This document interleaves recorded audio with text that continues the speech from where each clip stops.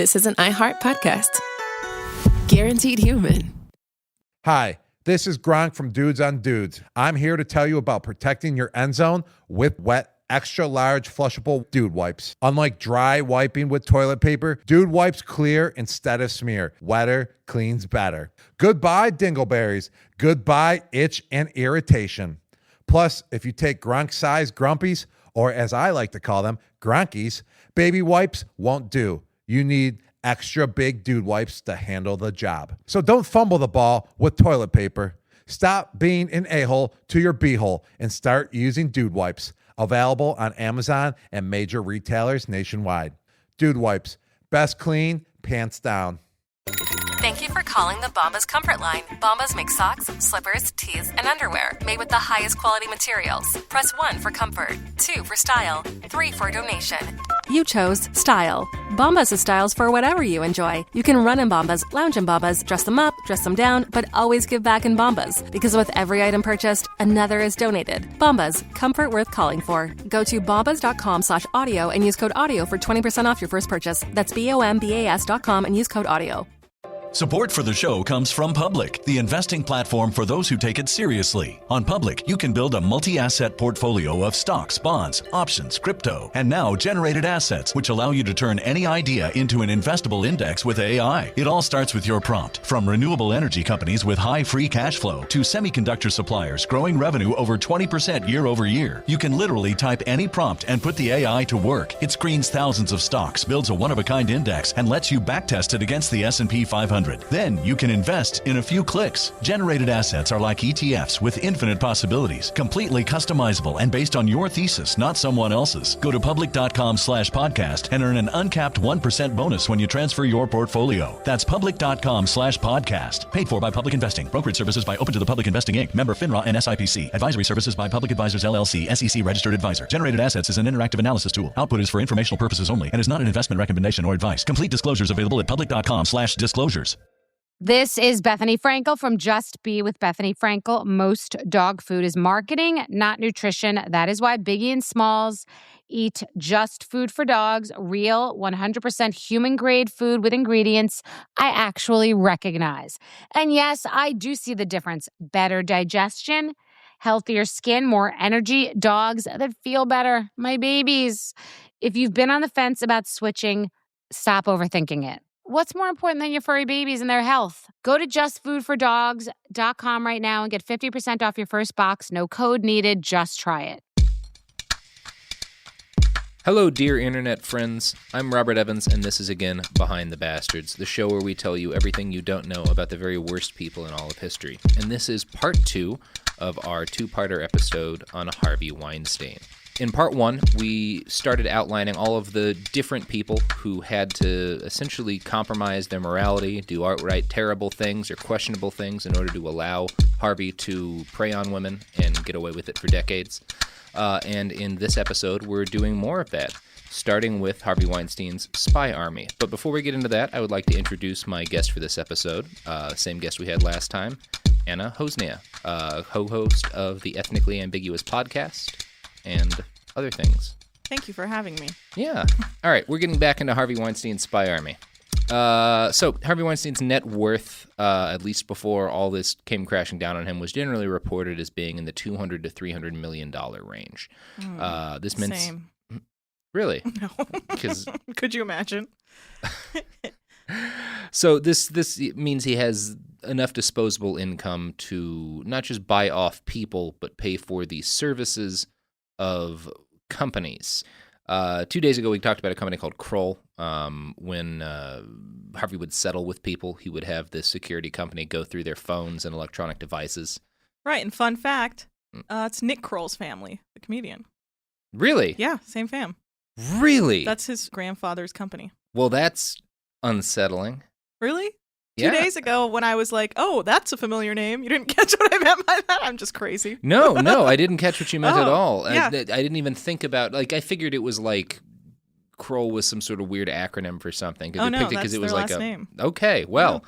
So Weinstein hired Kroll Security Services to do things like when he would settle with a woman, they would go through all of that lady's devices to make sure she hadn't recorded Weinstein saying anything, didn't have any pictures of him.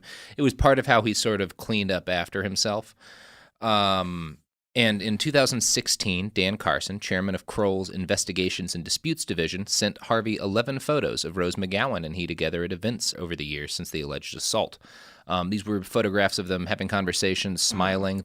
Kroll's whole goal there was to find as many pictures as they could of Rose McGowan talking to Harvey Weinstein and looking comfortable. To use against her, use against her. Look at them. What a great relationship. They love each other. Yeah. If she had a problem with him, why is she smiling in this picture with him? She's not stuck in a system that's oppressing her from start to the end. No big deal. Yeah. So as soon as he got the photos from Kroll, Harvey sent them over to his defense attorney, who called one picture of Rose and Harvey having a friendly chat, quote, the money shot. Ugh, which is disturbing. Yeah, it's like an omelet of grossness. When Weinstein was meeting with a reporter from New York Magazine, Kroll sent him a summary of criticisms of the reporter's past work, as well as a profile on the reporter's ex-wife, noting it, quote, might prove relevant to considerations of our response strategy when Wallace's article on our client is finally published. So basically, he got to use Kroll as sort of like an external brain almost. Like, he's like, this woman's going to come out. I need someone to go through publicly available images and find everything you can that makes her look like my friend or whatever. That's what this company would do for him. It's skeevy, but nothing he's using Kroll for is super nefarious. Right. It's just more like a story manipulator. Yeah, I need someone to Google for a long time, and so that I can then use the information they bring up. So that's what Kroll's doing. So I guess in Nick Kroll's family's defense, nothing that I've read about them doing is nightmarish yet. That changes when we get to a little company Weinstein also hired called Black Cube. Legends. Yeah. So Black Cube's website describes the company as, quote, a select group of veterans from the Israeli elite intelligence units that specializes in tailored solutions to complex business and litigation challenges. Yeah. So I spent some time on their website. I figured that Black Cube's work for Weinstein would fall under the litigation challenges category, because it seems like a challenging case, with like 85 women accusing him now. So I moseyed over to the litigation support section of their website, and I read it. Now I'm going to read it to you. Understanding your opponent is a key element when building a strategy for a complex situation. Black Cube supports litigation processes by identifying your opponent's vulnerabilities, interests, priorities, and strategy. Using our unique intelligence methodology, Black Cube enhances its clients' decision-making by providing otherwise unobtainable information. We help our clients identify their adversaries' sensitive points or vulnerabilities, or evidence of their misconduct. Sounds like a show that Shonda Rhimes would make. Sorry, was that too much of a deep cut? That was a deeper cut than I was comfortable. Like Scandal, How to Get Away with Murder. Like, she loves that, like, political operatives who are trying to find ways to use something against you. Well, that's exactly what they're doing. And that's exactly how they frame it, as like, we're helping our clients, their adversaries, and like, when the reality is that they were helping a multiple rapist they're fixers. Attack women. Yeah. Well, let's not sully the good name of fixers. I've known a lot of great fixers in my time. True, these people but are a gross. lot of fixers do tend to get their hands dirty. Yeah, and these people got their hands very dirty. Yeah. In May of 2017, Rose McGowan got an email from Diana Phillip, a high-ranking executive at Rubin Capital Partners. Phillip explained that she was funding a program to fight workplace discrimination and wanted to know if Rose would speak at the program's kickoff event. She offered to pay $60,000, which I'd talk to anybody for $60,000. Yeah. The two women met 3 times over the next 2 months to talk about women's empowerment and other issues. Rose found her very kind, and eventually Diana Phillip offered to invest in Rose McGowan's production company. During one of their talks, McGowan mentioned that she was talking to Ronan Farrow about Weinstein. A week later, Phillip emailed Farrow and asked him to meet with her. Farrow never responded because he's a smart guy. Yeah, he's like, this smells fishy. This smells weird. When the New Yorker published his first big Weinstein story 3 months later, Diana Phillip emailed Rose McGowan, "Hi, love. How are you feeling? Just wanted to tell you how brave I think you are." As you might have guessed, Diana Phillip isn't a real person. It's an alias made up by a former Israeli intelligence officer working for Black Cube. Phillip and her entire company and its online footprint were all inventions of Black Cube. And a story just came out like the day we recorded this podcast. I think NBC put it out. where Black Cube was also fishing around the wives of several Obama administration employees to try and find compromising information it could use to make the Iran deal look bad. Right. And the capital company that they pretended to be from was the same capital company. They just have this one fake company that they always pretend to work with, even though the stories have been out for a while now. That's the thing, is they email pretending to be someone else trying to help you to like get into your life. Yeah, usually pretending to be someone with money so that they can be like, oh, I'm looking at investing, or I can help you set up this or that. Yeah. Literally never responding to an email again. Yeah, never let anyone give you money. They are the Black Mossad. Cube. I won't even take pay for work. It's all the Mossad. It's all Mossad. So one of the men who helped Weinstein coordinate his espionage efforts and really handled like the direct interfacing with Black Cube was an attorney named David Boies. He has an otherwise laudable career. He defended Al Gore in the 2000 election dispute, and he argued for marriage equality with the Supreme Court. So he seems like a great guy. Mm-hmm. Yeah. Oh, God. Seems like he's on the right path. That's actually terrifying. Yeah.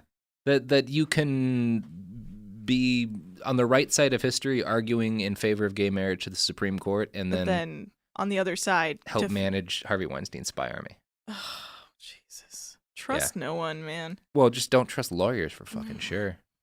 So in 2017, while he was working for Weinstein, David Boies signed a contract with Black Cube that defined their primary objectives as to, quote, provide intelligence which will help the client's efforts to completely stop the publication of a new negative article in a leading New York newspaper. Now, at this point, I should note that this leading New York newspaper was the New York Times. So that first article was Megan Tauhey and Joey Cantor. Apologies if I'm mispronouncing that. But this is the article that Boies and Black Cube were trying to stop. Now, it seems like there might be a conflict of interest there because David Boies and his firm were working for the New York Times as well, defending them in a libel case at the same time. So obviously when Ronan Farrow got into his reporting, he interviewed Boies, and he was like, this seems like a giant fucking conflict of interest. So Boies actually would speak to him. Yeah, Boies did speak to him. As a representative for Weinstein? No, just talking to him like as him, because Farrow had specific questions about Boies' work with Weinstein, and I think he just decided like it was better to talk than to not for whatever reason.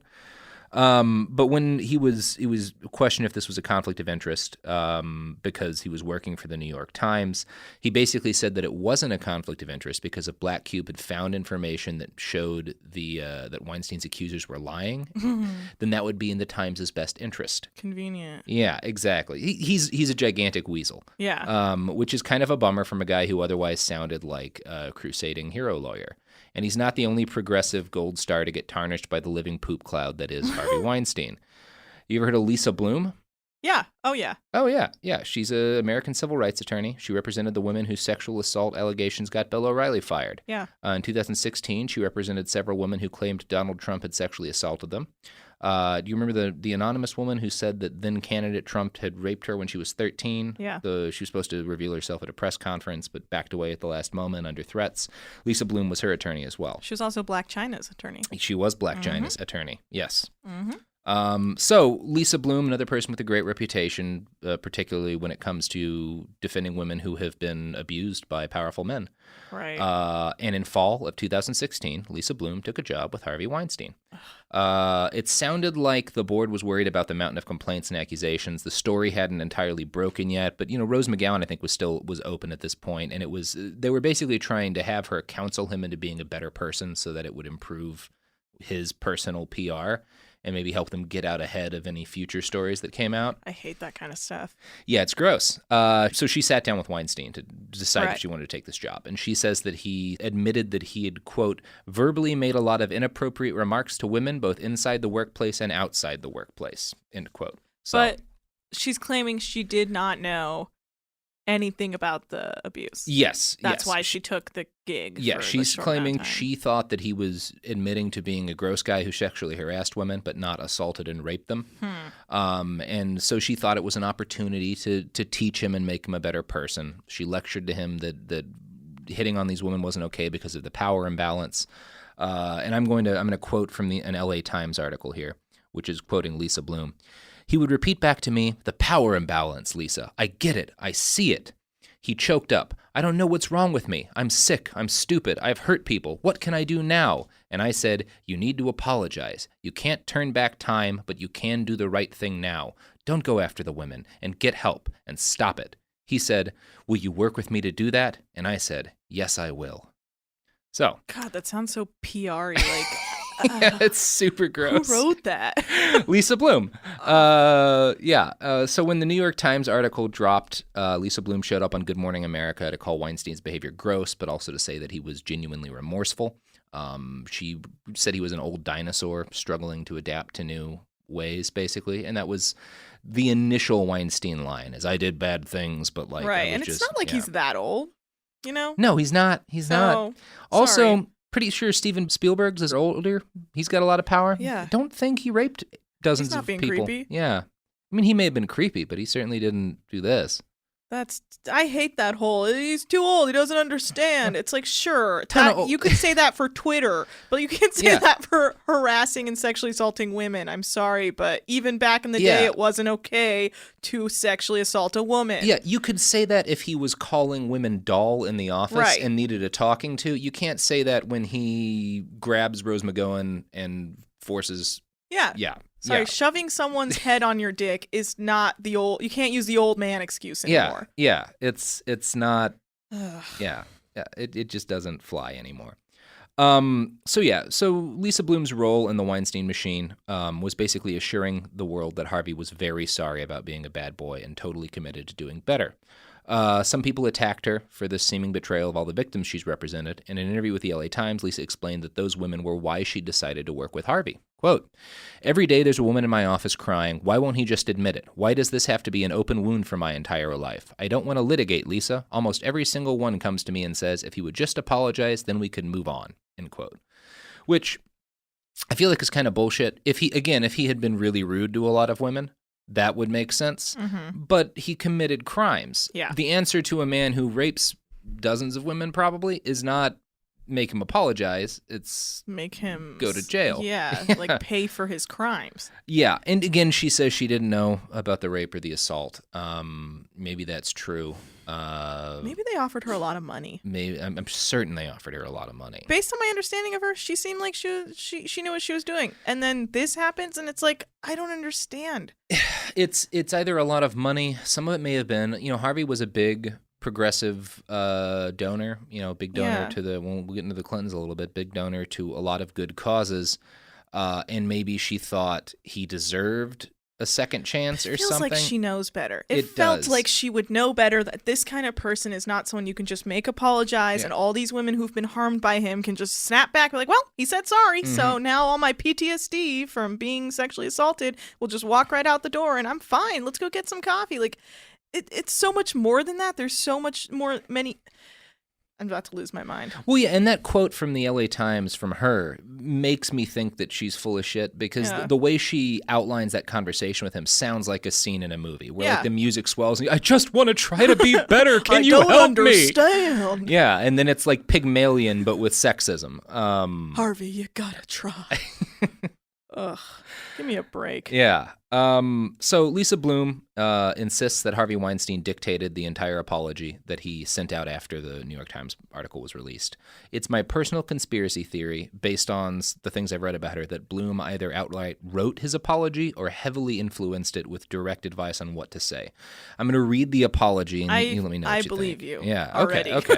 Well, then I'll go into a couple of lines from the apology that makes me. First, it starts with him saying, I came of age in the 60s and 70s when all the rules about behavior in workplaces were different. That was the culture then. Obviously, one of her first things was saying he's a dinosaur, he's from a different era. He apologizes in the apology to anyone he may have hurt, which is, at the time it came out, at the start of this Me Too thing, that was not the standard for a man who had been accused of this. It was like deny, right. Which again makes me think that this is because she was big on, no, you've got to apologize. You don't deny, you hit it on, which is, again, good advice if you're not a rapist, if you're just a guy who fucked up. Yeah. But then Harvey says, over the last year, I've asked Lisa Bloom to tutor me, and she's put together a team of people. I've brought on therapists, and I plan to take a leave of absence from my company to deal with this issue head on. And then he misquotes Jay-Z lyrics, yada, yada, yada. And he ends by saying that he's going to give the NRA his full attention. So he goes through his whole apology where he's saying, like, I've been trying to do this for 10 years. This is a wake-up call. I can't be more remorseful about the people I've hurt, and I plan to do right by all of them. And then he says, I'm going to need a place to channel that anger, so I've decided that I'm going to give the NRA my full attention. I hope Wayne LaPierre will enjoy his retirement party. I'm going to do it at the same place I had my bar mitzvah. I'm making a movie about our president. Perhaps we can make it a joint retirement party. 1 year ago, I began organizing a $5 million foundation to give scholarships to women directors at USC. Well, this might seem coincidental. It has been in the works for a year. It will be named after my mom, and I won't disappoint her.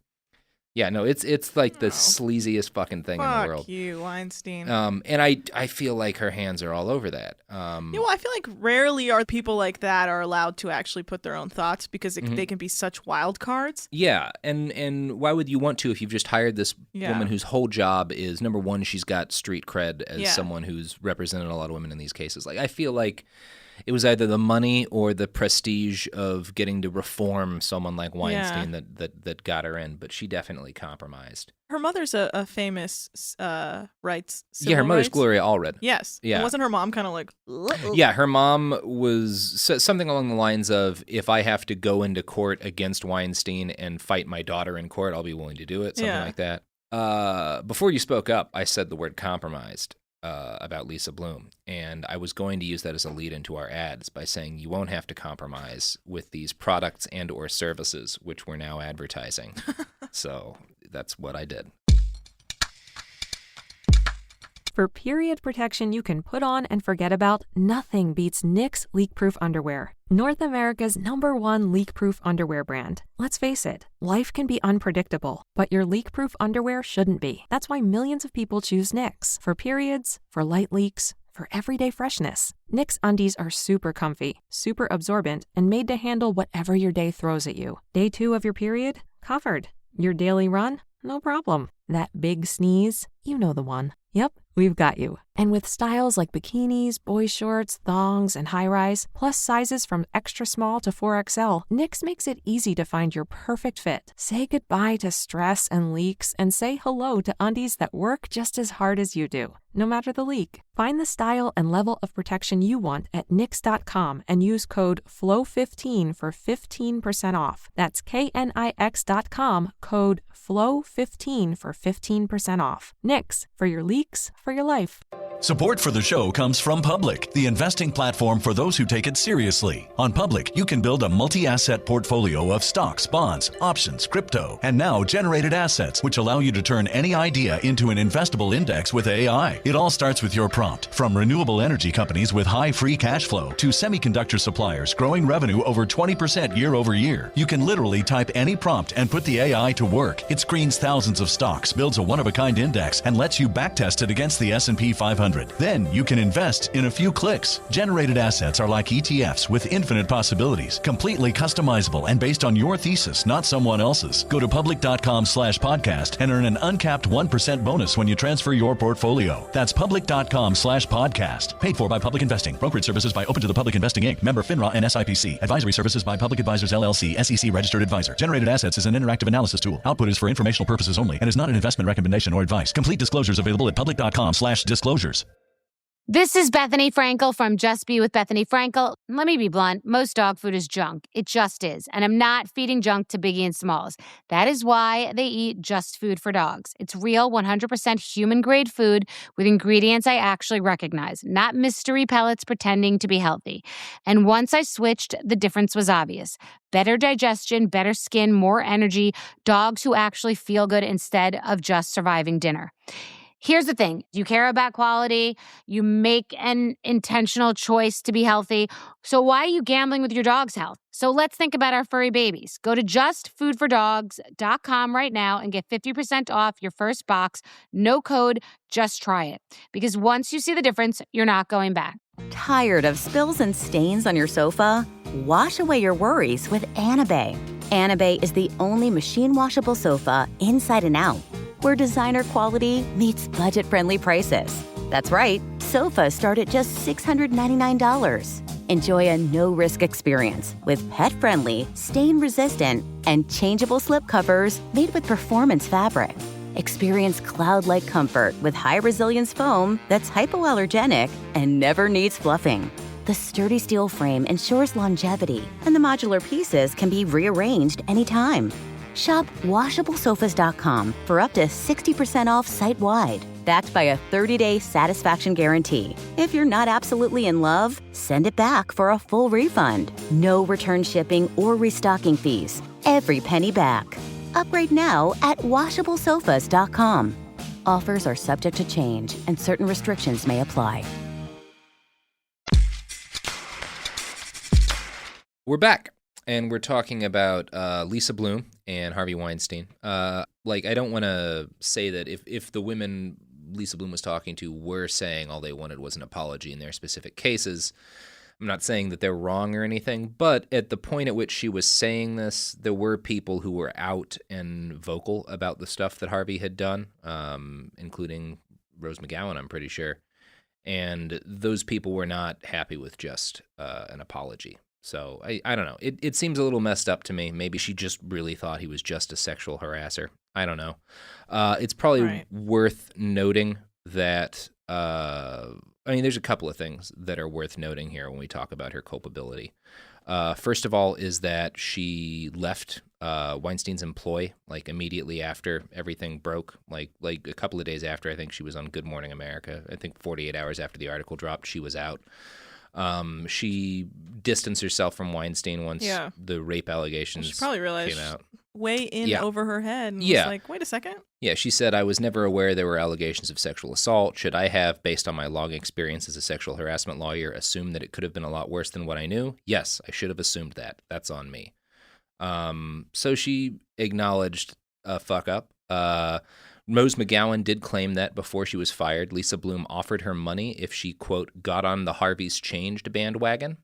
Lisa has denied this. What? Another Lisa Bloom client was Roy Price, Amazon's studio chief and also the recipient of his own sexual harassment allegations. Kim Masters, the journalist who broke the Price story, claims Lisa, quote, spread rumors about her in order to kill a story. Lisa has also denied this. Lisa! For her part, Lisa Bloom has admitted that representing Harvey was a huge mistake. She hasn't said whether or not the fact that the Weinstein Company was looking at turning her book about Trayvon Martin into a TV show had anything to do with her support for Harvey. Maybe it did, maybe it didn't. That's what's crazy is power and money is so, it will make people just lose their ability to just see right from wrong. And that's really the core of this story, because he was one of the very few people in the world who could make anything a movie or a TV show. Because if he did snap his fingers and say, your book's it's a TV show. He's got that kind of cachet. Lisa. He made so... I hope their Thanksgiving with her mother was so awkward and just filled with silent looks of disapproval towards her. Yeah.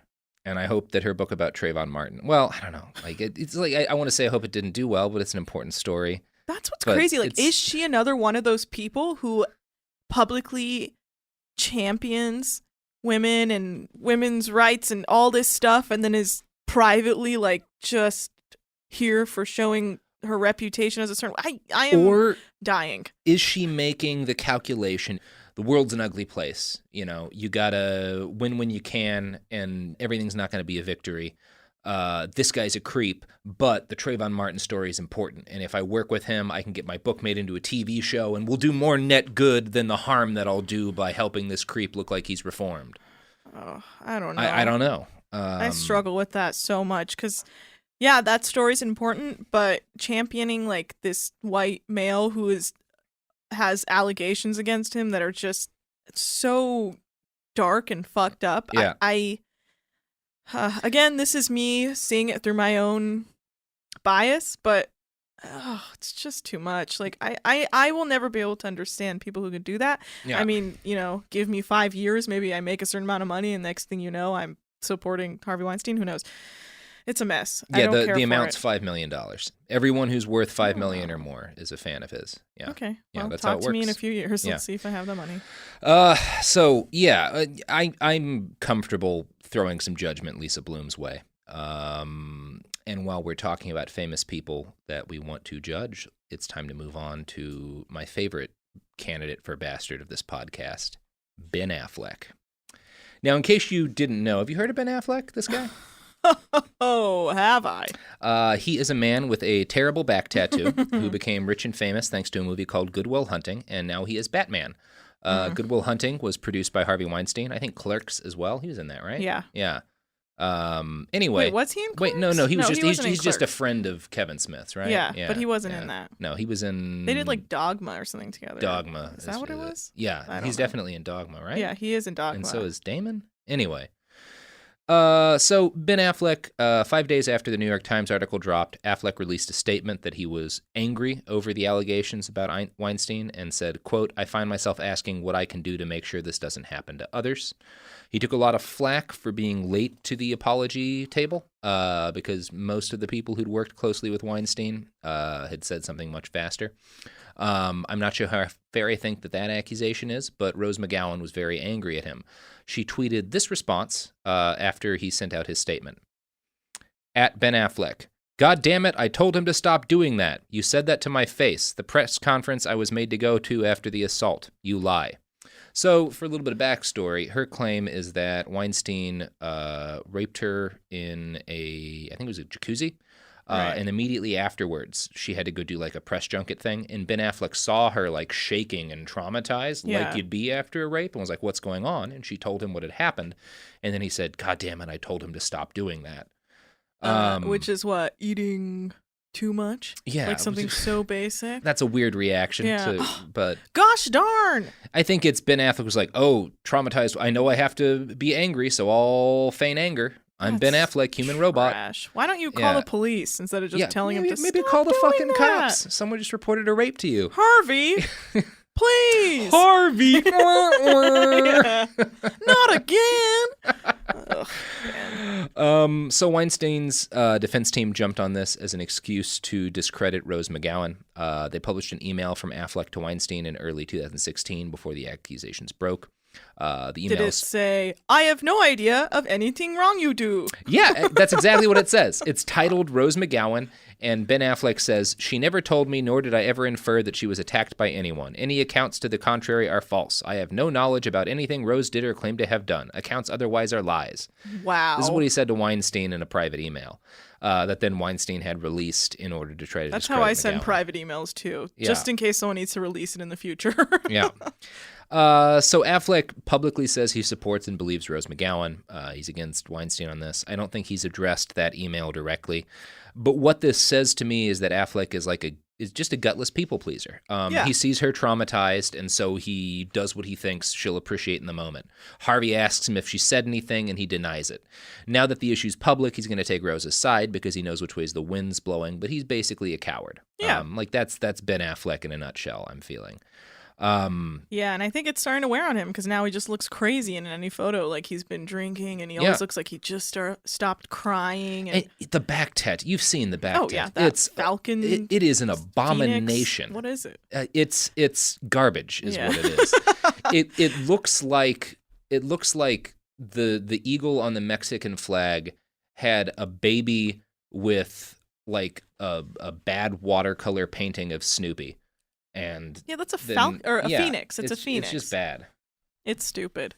I'm bad at describing tattoos as well, which is my other podcast. Robert Evans describes tattoos poorly. But we'll have a picture of his terrible back tattoo. Oh, yeah, and since the whole Me Too dam broke, Ben Affleck has been accused of groping and harassment by several women. There's a Vox article we'll throw up on the site that gives a good breakdown.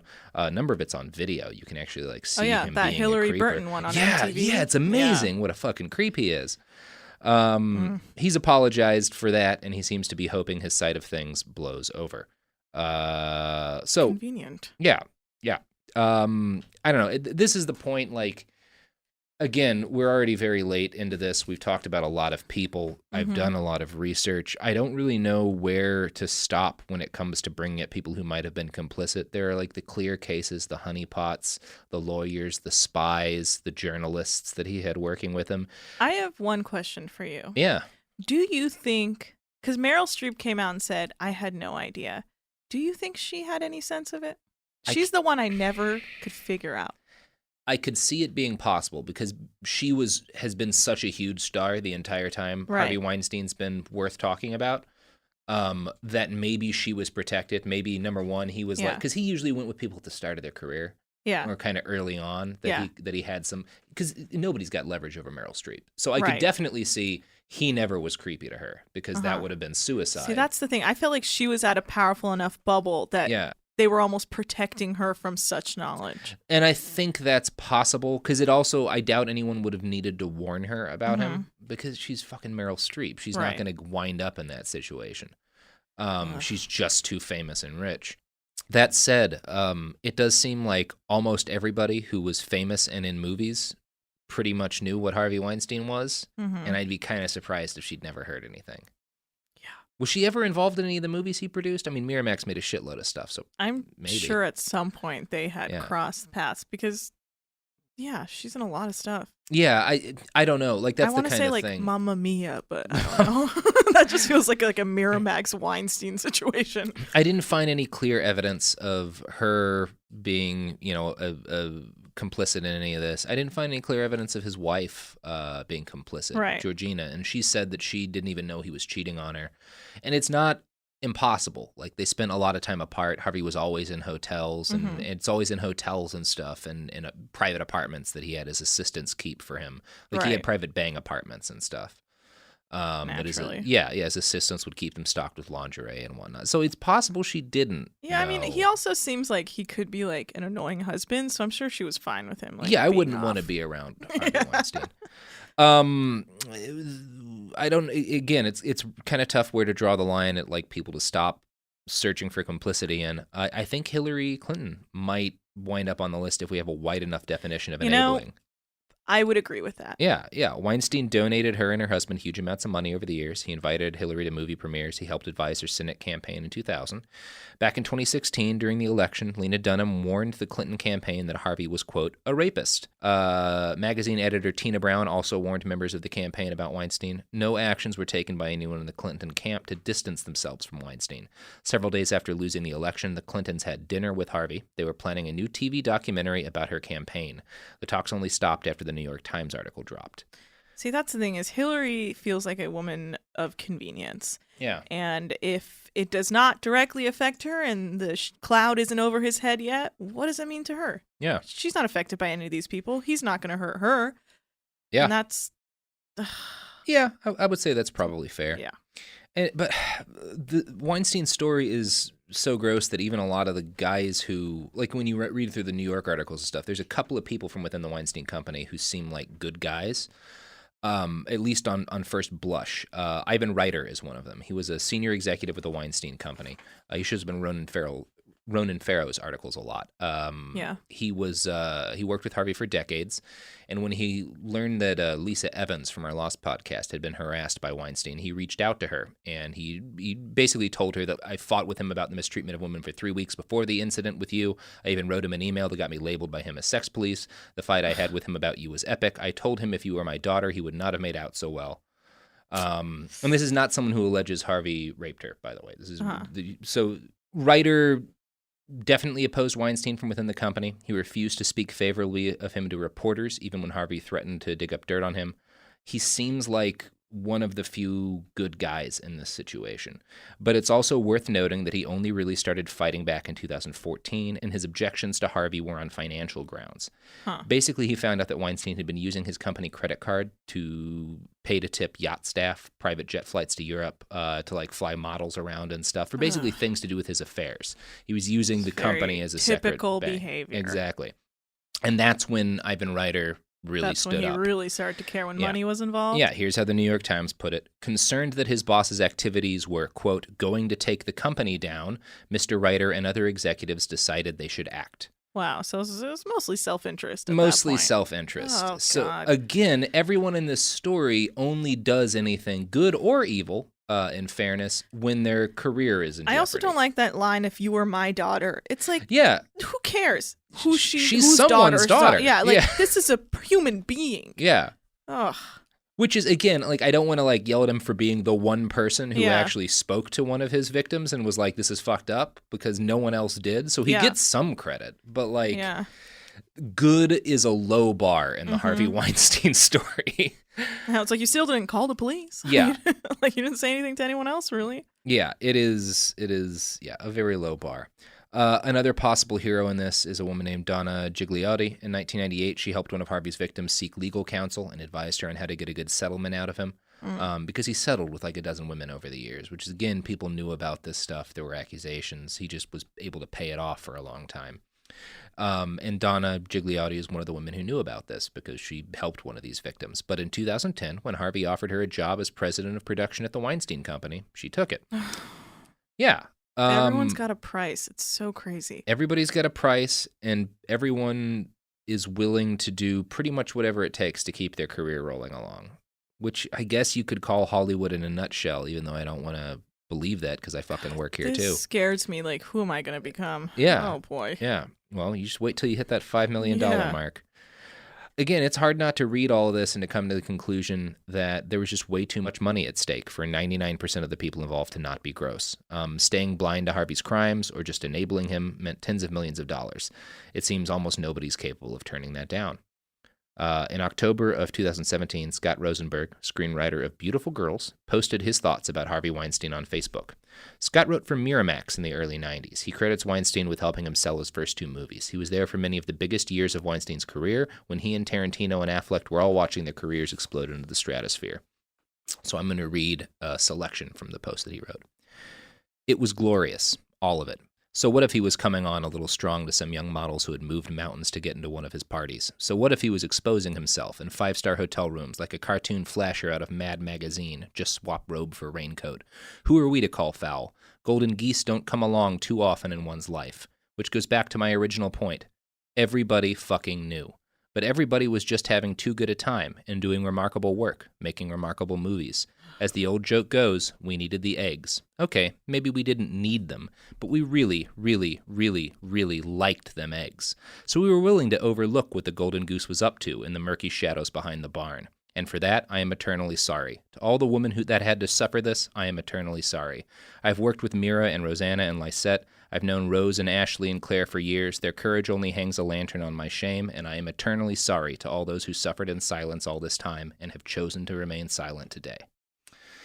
So Scott's opinion seems to be that he's a bastard, and so is Ben Affleck. Yeah. So is Quentin Tarantino, and probably the Clintons too. I'm going to guess Scott would classify everybody we've talked about today, the honeypots, the assistants, the lawyers, the journalists, the spies, as the same kind of complicit.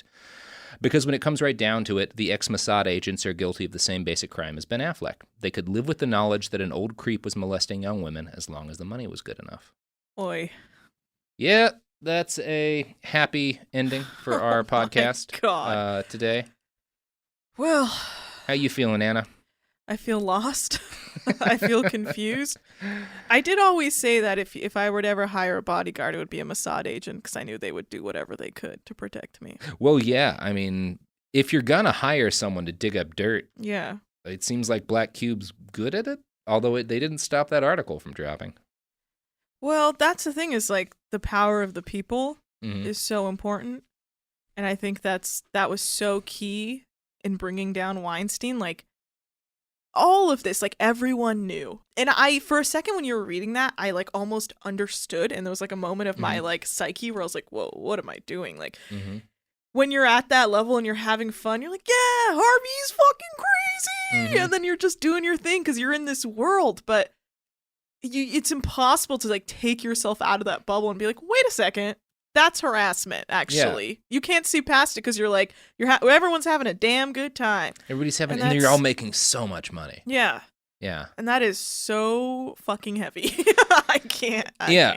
Well, and it's, I promise not to turn any more of these into like, you know, anti-capitalist rants or whatever. But it is impossible to deny that it's not just that he had the ability to make people's careers. He had the ability to, with anybody he helped out, end their financial woes forever. Like, it's whatever you're worried about, whatever you're scared about, whatever your anxieties. You got a kid at home who's sick. You have to pay for your kid to go to college. You know, you've got, you know, a mortgage payment due or whatever. Harvey can make that go away forever. And all you have to do is be okay with him being a creeper. Yeah. And I think most of us sitting down and reading Ronan Farrow's articles, most of us condemning Harvey Weinstein, most of us condemning all these people, I think most people if they were in the situation a lot of these folks were. If they didn't know exactly what had gone on, they weren't sure that it was rape, they just knew that it was fucked up and there was a lot of money on the line, I think most people help keep the secret. Yeah. That's my dark theory. Yeah. I think if I were to look back, maybe I would too. I don't know. Yeah. I certainly probably can't. If there was enough pressure on me, I would crumble. I mean, I feel like I'm an anxious enough person that literally what I would do probably would keep the secret but then move away. Yeah. And just try and put it behind me. Even if I was an assistant and I was put in that position and I was asked to do that, I probably wouldn't do it, but I also probably wouldn't have said anything. That's what breaks my own. And I feel like, I might be the screenwriter in this who was willing to cash the check and ignore the creep, and who, when it all came out, posted a very eloquent article apologizing, but still made that money, still stacked that paper, still benefited from it. Yeah, it's easy to apologize now. Yeah. After all these years. Yeah, which is, again, it's a very eloquent apology and better than any of the other apologies. For so sure. he gets some credit for that, and credit for acknowledging that everybody was garbage in this situation. But I do think that, going back to my original question at the top of this podcast, who are all of the bastards in the Harvey Weinstein story? Well, it's like he said, it's every fucking body. Yeah. Woo! Anna, you want to plug some stuff? You guys just be good people. That's all I can. Don't hurt anybody, for the love of God. Don't hurt anybody. Don't use your power against vulnerable people. Just because someone works below you does not mean they owe you anything. No one owes you anything. Nothing belongs to you. You sit there, keep your head down, work hard, and don't let anyone take advantage of you. And if you ever need to stand up against someone who is powerful, oh, God be with you. I don't even know. I don't even know if I believe in God, but Jesus Christ, I hope you make it out, because this industry is so aggressive when it comes to just the big dogs taking down the little dogs. I don't even know. It's crazy to think that I work in this industry and I don't know what I would do. Well, yeah, we're talking about a lot of this stuff, and it's probably 80% of the crimes he committed happened within 10 miles of where we're sitting right now. For sure. Yeah. We're in Hollywood right now. Yeah. We're in Florida. Yeah, that's heartbreaking. It's actually one of the places that he would go, the Peninsula Hotel. Oh, yeah. That's right a place a few jobs ago, I would go there a lot for work. And I think when I started reading that, and I just started to make that connection, and I was like, oh no, I really hope I was never in that hotel around the same time, because that is horrifying to think about. Oh, God. And horrifying to think about what the wait staff at the Peninsula Hotel and the Tribeca Grand must have had to clean up. Oh, yeah. And that whole, he's back. Mm-hmm. All right, well, can't really say. I mean, I'm sure the gossip was there, but, you can't do anything. And that's heartbreaking. Yeah, it is. All right. Well, this has been Behind the Bastards. Check back next week when we'll talk about something that's more fun, but still a terrible person. I'm Robert Evans. You can find me on Twitter at iWriteOK, 2 letters. And you can find this podcast on Twitter at BastardsPod. You can find us on the internet at BehindTheBastards.com. We'll be putting up a selection of Harvey Weinstein looking just like the creepiest egg that ever fell out of a basket. And also pictures of him with Ben Affleck and Ben Affleck's terrible back tattoo. Ben Affleck's catching a lot of flack this podcast, but I feel like that's fine. He made his bed. Yeah, he made his bed, and now he has to rub his terrible tattoo on it. All right, until next week, I'm Robert Evans. Have a bastardless day.